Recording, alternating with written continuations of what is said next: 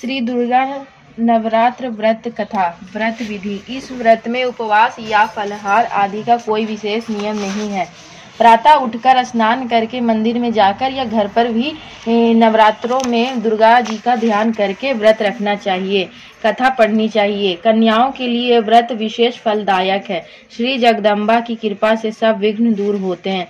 कथा के अंत में बारंबार दुर्गा माता तेरी सदा ही जय का उच्चारण करें। नवरात्र व्रत कथा प्रारंभ।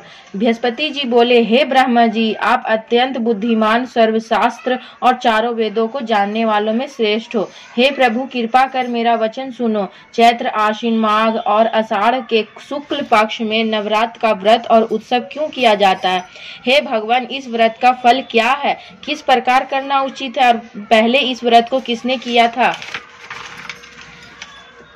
सो विस्तार से कहो। बृहस्पति जी का ऐसा वचन सुनकर ब्रह्मा जी कहने लगे कि हे बृहस्पति, प्राणियों का हित करने की इच्छा से तुमने बहुत अच्छा प्रश्न किया है।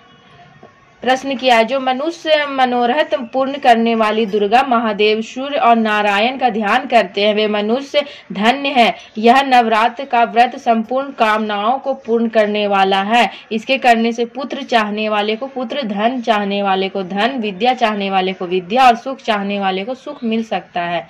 इस व्रत के करने से रोगी मनुष्य का रोग दूर हो जाता है और कारागार में बंद हुआ मनुष्य बंधन से छूट जाता है। मनुष्य की समस्त विपत्तियां दूर हो जाती है और उसके घर में संपूर्ण संपत्तियां आकर उपस्थित हो जाती है। और काकबंध्य के इस व्रत के करने से पुत्र पैदा हो जाता है। समस्त पापों को दूर करने वाले इस व्रत के करने से ऐसा कौन सा मनोरथ है जो सिद्ध नहीं हो सकता?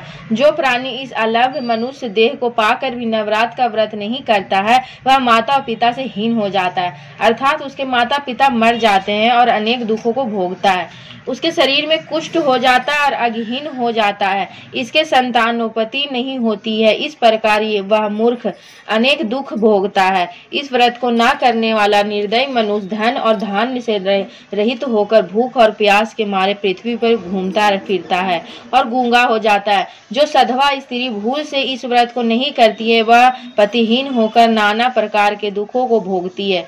यदि व्रत करने वाला मनुष्य सारे दिन का उपवास न कर सके तो एक समय भोजन करे और उस दिन बांधवों सहित नवरात्र व्रत की कथा का श्रवण करे। हे बृहस्पति, जिसने पहले इस महाव्रत को किया है, उसका पवित्र इतिहास मैं तुम्हें सुनाता हूँ।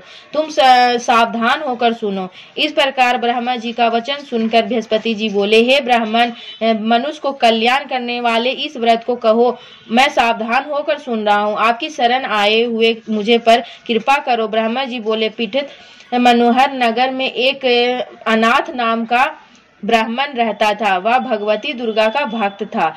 उसके संपूर्ण सद्गुणों से युक्त मानो ब्रह्मा की सबसे पहली रचना हो ऐसी यथार्थ नाम वाली सुमंती नाम की एक अत्यंत सुंदर पुत्री पैदा हुई। वह कन्या सुमंती अपने पिता के घर बालकपन में अपनी सहेलियों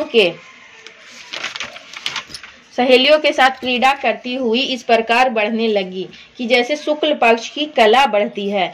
उसका पिता प्रतिदिन जब दुर्गा की पूजा और होम किया करता था, उस समय वह भी नियम से वह उपस्थित रहती थी। एक दिन वह सुमति अपने सखियों के साथ खेलने लग गई और भगवती की पूजन में उपस्थित नहीं हुई। उसके पिता को पुत्री को ऐसी असावधानी देखकर क्रोध आया और पुत्री से कहने लगा कि हे दुष्ट पुत्री, आज प्रभात से तूने भगवती का पूजन नहीं किया। इस कारण मैं किसी कुष्ठी और दरिद्री मनुष्य के साथ तेरा विवाह करूंगा। इस प्रकार कुपित पिता का वचन सुनकर समूति को बड़ा दुख हुआ और पिता से कहने लगी, हे पिताजी, मैं आपकी कन्या हूँ। मैं सब तरह से आपके अधीन हूँ। जैसी आपकी इच्छा हो मेरा विवाह कर सकते हैं, पर होगा वही जो मेरे भाग्य में लिखा है। मेरा तो इस पर पूर्ण विश्वास है। मनुष्य न जाने कितने मनोरथों का चिंतन करता है, पर होता वही है जो भाग्य में विधाता में लिखा है। जो जैसा कार्य करता है उसको वैसा ही फल मिलता है, उसी कर्म के अनुसार मिलता है, क्योंकि कर्म करना मनुष्य के अधीन है पर फल दैव के अधीन है। जैसे अग्नि में पड़े त्रिनादी उसको अधीन प्रदीप्त कर देते हैं, उसी प्रकार अपनी कन्या के ऐसे निर्भयता से कहे हुए वचन सुनकर उस ब्राह्मण को और अधिक क्रोध आया। तब उसने अपनी कन्या का विवाह एक कुष्टी के साथ कर दिया और अत्यंत क्रोध होकर पुत्री से कहने लगा, जाओ जाओ जल्दी जाओ और अपने कर्म का फल भोगो, देखे भला भाग के भरोसे रहकर क्या करती है। इस प्रकार से कहे हुए पिता के कटु वचनों को सुनकर सुमति मन में विचार करने लगी कि अहो मेरा बड़ा दुर्भाग्य है जिससे मुझे ऐसा पति मिला। इस तरह अपने दुख का विचार करती हुई वह सुमति अपने पति के साथ वन में चली गई और भवानी कुशा युक्त उस स्थान पर उन्होंने वह रात बड़े कष्ट से व्यतीत की। उस गरीब बालिका की ऐसी दशा देखकर भगवती पूर्व पुण्य के प्रभाव से प्रकट होकर सुमति से कहने लगी कि हे दीन ब्राह्मणी, मैं तुम पर प्रसन्न हूँ, तुम जो चाहो सो वरदान मांग सकती हो, मैं प्रसन्न होने पर मन वांछित फल देने वाली हूँ। इस प्रकार भगवती दुर्गा का वचन सुनकर ब्राह्मणी कहने लगी कि आप कौन हैं जो मुझे पर प्रसन्न हुए हैं, यही सब मुझसे कहो और अपनी कृपा दृष्टि मुझे दीन दासी को कृतार्थ करो। ऐसा ब्राह्मणी का वचन सुनकर देवी कहने लगी कि हे मैं आदि शक्ति हूँ और मैं ही ब्राह्मण विद्या और सरस्वती हूँ। मैं प्रसन्न होने पर प्राणियों का दुख दूर कर उनको सुख प्रदान करती हूँ। हे ब्राह्मणी, मैं तुझ पर तेरे पूर्व जन्म के पुण्य के प्रताप से प्रसन्न हूँ। तुम्हारे पूर्व जन्म का वृतांत सुनाती हूँ, सुनो। तुम पूर्व जन्म से निषाद भील की स्त्री थी और अति पतिव्रता थी। एक दिन तेरे पति निषाद ने चोरी की। चोरी करने के कारण तुम दोनों को सिपाहियों ने पकड़ लिया और ले जाकर जेलखाने में कैद कर दिया। उन लोगों ने तुझे और तेरे पति को भोजन भी नहीं दिया। इस प्रकार नवरात्र के दिनों में तुमने न तो कुछ खाया और न जल ही पिया, इसलिए 9 दिन तक नवरात्र का व्रत हो गया। हे ब्राह्मणी, उन दिनों में जो व्रत हुआ उस व्रत के प्रभाव से प्रसन्न होकर मैं तुम्हें मनोवांछित फल दे रही हूँ। तुम्हारी जो इच्छा हो सो मांगो। इस प्रकार दुर्गा के दिए वचन सुनकर ब्राह्मणी बोली कि मैं आपको प्रणाम करती हूँ, कृपा कर मेरे पति के कोढ़ को दूर करो। देवी कहने लगी कि उन दिनों में जो तुमने व्रत किया उस व्रत के एक दिन का पुण्य अपने पति का कोढ़ दूर करने को अर्पण करो। मेरे प्रभाव से तेरा पति कोढ़ से रहित और सोने के समान शरीर वाला हो जाएगा। ब्रह्मा जी बोले कि इस प्रकार देवी के वचन सुनकर वह ब्राह्मणी बहुत प्रसन्न हुई और पति को निरोग करने की इच्छा से ठीक है ऐसे बोली। तब उसके पति का शरीर भगवती दुर्गा की कृपा से कुष्ठहीन होकर अति कांति युक्त हो गया, जिसकी कांति के सामने चंद्रमा की कांति भी छीन हो जाती है।